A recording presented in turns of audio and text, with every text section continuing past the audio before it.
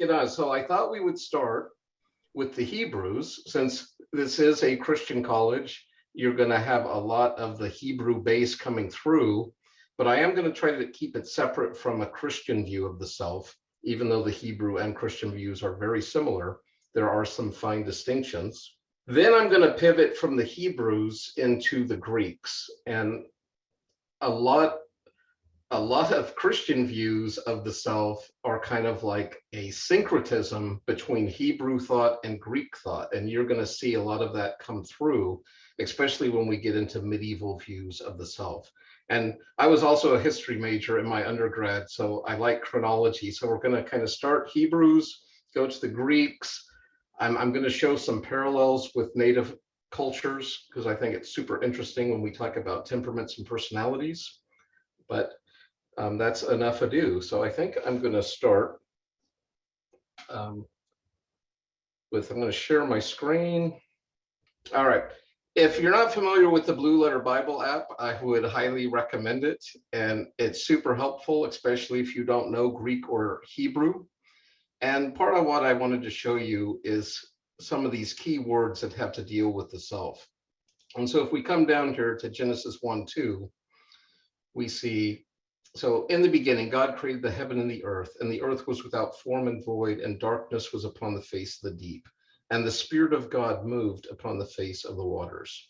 And if you go over here to this little toolbar, it shows you what each of those words that are translated to English are in Hebrew. And I think this is super interesting. So when you go down and look at the Hebrew word for spirit, and it even shows you how they believe it was pronounced. Page 7307. Ruach. Ruach. Okay. So remember that word as I'm showing you a few of these verses. The next one I want to show you is Genesis 2:7. And here we have the creation of man, and God formed man of the dust of the ground and breathed into his nostrils the breath of life, and man became a living soul. So if you go back to the tools and we can look down, so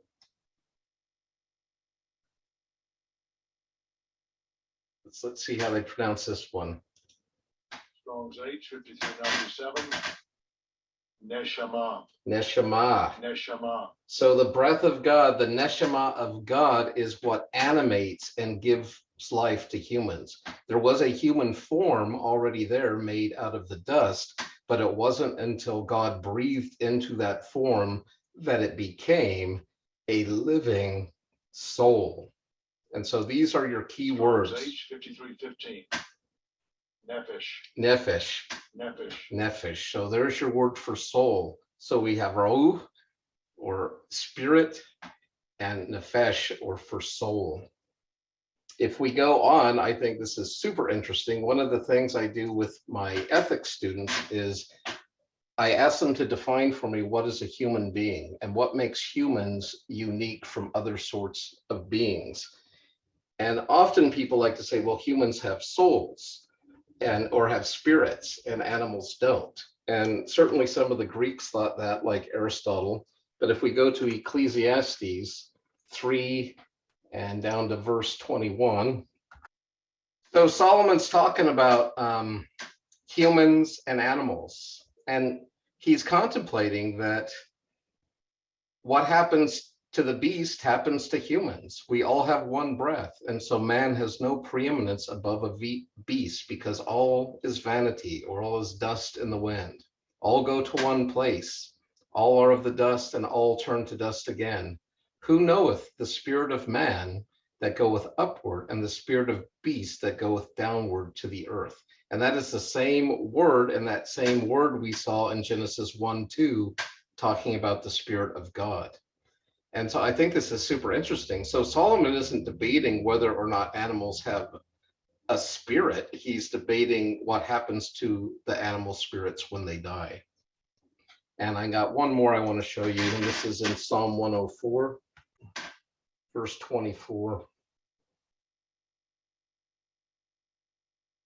O Lord, how manifold are thy works, and wisdom hast thou made them all. The earth is full of thy riches. So is this great and wide sea, wherein are great things. creeping, innumerable, both small and great beast. There go the ships, there is the Leviathan, whom thou hast made to play therein.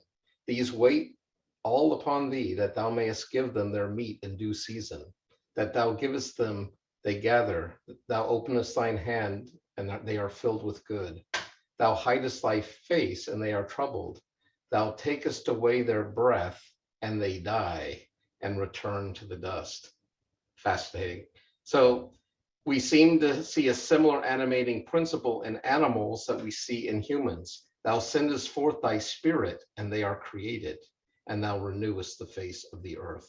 So we have this beautiful imagery of life coming from God in the Hebrew conception. Not only did God make the entire physical material universe, but God also gave his very spirit into the animated beings that live on this planet. And at least in my reading of scripture, that includes humans and animals, angelic beings, and I would go so far to say plants. And that's probably another talk for another time, but I definitely believe plants make choices, they have personalities, temperaments. Maybe that's why I never got ordained. I spent about 20 pages of my doctrinal statement on explaining how trees could sin and the difference between a good and an evil tree. But Jesus talks about that, right? And that poor fig tree that got cursed because it was a bad fig tree. Why was it bad? It wasn't doing what God created it to do. And that's pretty much how we define sin. That which is contrary to the will or purpose of God. And righteousness is that which is aligned with the will and purpose of God. So there's a little Hebrew sampler, and I think it's super fascinating. And I just wanted to share that with you and the Blue Letter Bible app, how interesting that is. And that will be a nice setup for, I don't know, week 2 or 3, we will get into like a Christian conception of the self. And so some of these ideas will be very important to come back to.